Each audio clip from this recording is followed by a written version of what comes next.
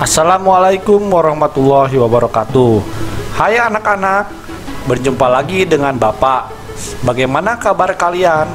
Semoga kalian sehat-sehat saja. Ingat, tetap kita harus menjaga protokol kesehatan. Dimulai dari sering mencuci tangan, jaga jarak kalian dengan orang lain minimal 1 meter. Kemudian jika kalian keluar rumah, jangan lupa untuk selalu memakai masker. Maaf, bukan masker yang ini, kita ganti gambarnya. Nah, ini benar, masker yang ini ya. Kemudian banyaklah memakan makanan yang bergizi dan bervitamin untuk mencegah penyebaran COVID-19. Baiklah, untuk menghemat waktu, kita mulai saja pembelajarannya. Hari ini kita akan belajar tentang tema 5, wirausaha, subtema 1, kerja keras berbuah kesuksesan. Pembelajaran ketiga.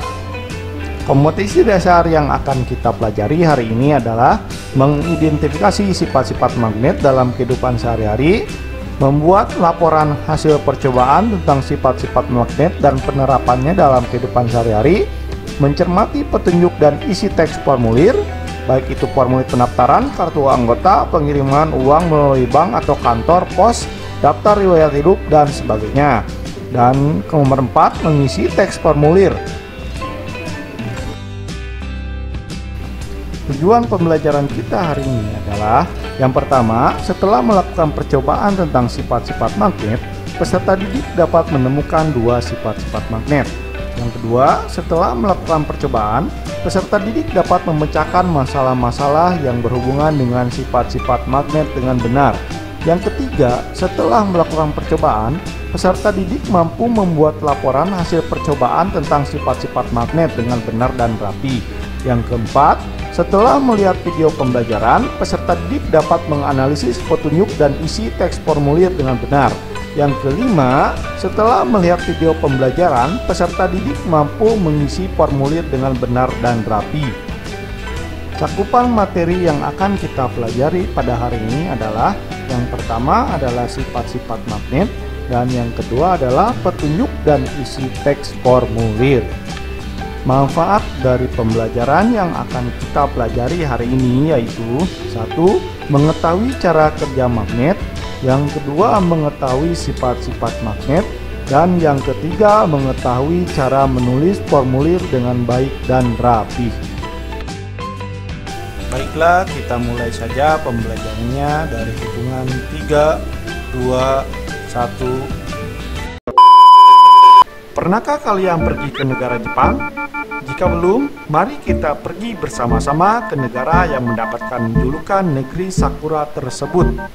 Jangan lupa siapkan makanan kalian, karena perjalanan ini akan memakan waktu cukup lama. Jepang adalah salah satu negara yang terkenal dengan budaya kerja kerasnya, sehingga tidak heran negara tersebut mengalami kesuksesan dalam waktu 10 tahun terakhir ini. Penduduk Jepang banyak sekali yang berwirausaha atau berdagang, terutama dalam hal oleh-oleh atau buah tangan. Hal ini dipengaruhi karena sektor wisata Jepang sangatlah ramai. Jika kalian pulang dari negara Jepang, jangan lupa untuk membeli oleh-oleh gantungan kunci atau hiasan yang bisa ditempelkan di lemari es. Contohnya seperti gambar berikut ini.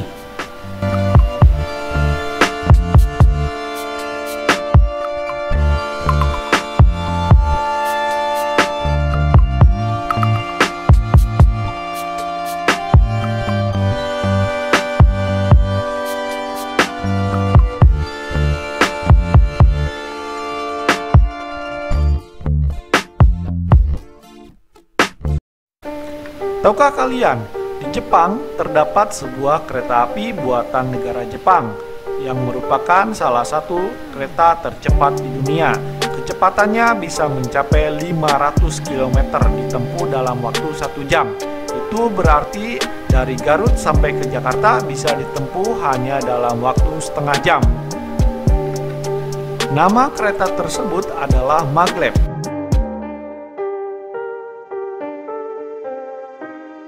Maglev merupakan kereta buatan asli negara Jepang. Maglev adalah sebuah kereta yang tidak memiliki roda atau mengapung di atas relnya. Mengapa hal itu bisa terjadi? Ya, karena maglev memanfaatkan salah satu sifat dari magnet. Magnet adalah suatu kemampuan sebuah benda untuk menarik suatu benda yang lainnya yang berada di sekitarnya. Magnet juga bisa dibuat dari sebuah bahan besi, baja, dan campuran logam lainnya. Magnet mempunyai sifat-sifat tertentu yang bisa dimanfaatkan manusia dalam kehidupan sehari-hari. Pada pembelajaran sebelumnya, kalian telah belajar jenis-jenis magnet. Tentunya, kalian tahu setiap magnet memiliki dua kutub yang berbeda, yaitu adalah kutub utara dan kutub selatan. Sifat apa sajakah yang dimiliki oleh magnet? Sifat magnet mana yang dimanfaatkan oleh maglev supaya bisa melayang di atas relnya?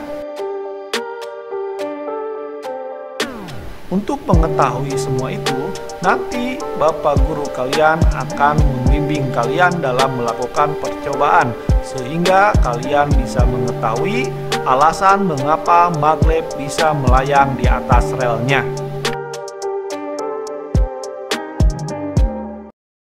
Bagaimana? Apakah kalian tertarik untuk menjadi seorang ilmuwan untuk menemukan kereta cepat yang bisa digunakan di Indonesia?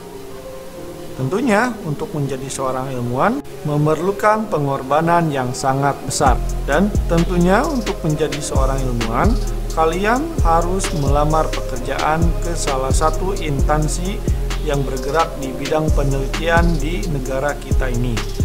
Ilmuwan merupakan salah satu bentuk pekerjaan. Untuk melamar suatu pekerjaan, kalian akan diminta mengisi suatu formulir yang disebut dengan daftar riwayat hidup. Formulir jenisnya sangat banyak.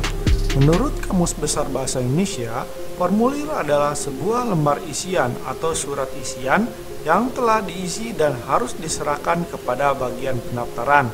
Dapat dikatakan jika teks formulir adalah sebuah kertas yang mempunyai ruang terformat dan harus diisi oleh penggunanya.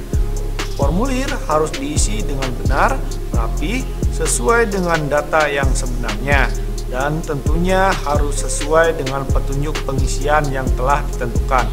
Petunjuk pengisian sangat diperlukan supaya tidak ada kesalahan dalam pengisian formulir.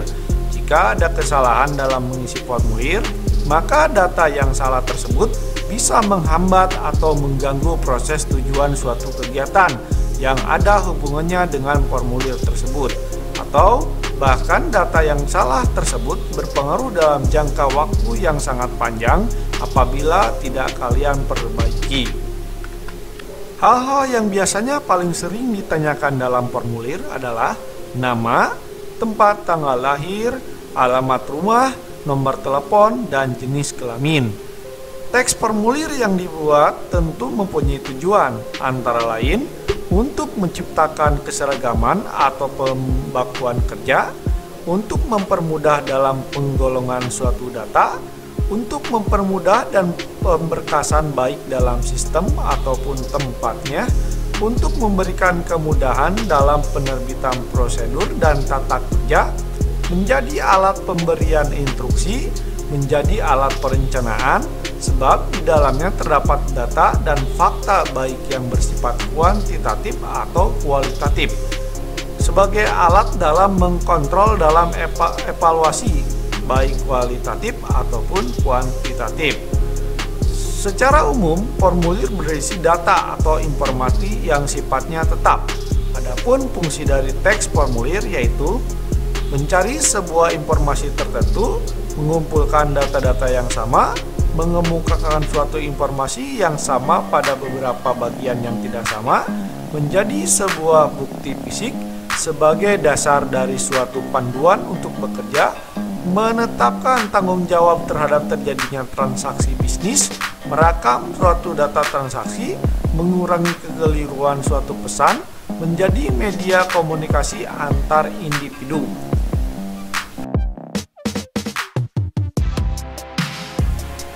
Adapun struktur atau bagian-bagian dari teks formulir yakni 1. Kepala atau heading, berisi mengenai nama lembaga, alamat, hingga nomor telepon. Kedua, instruksi atau instruction biasanya berisikan informasi mengenai tata cara pengisian formulir dengan tepat dan benar.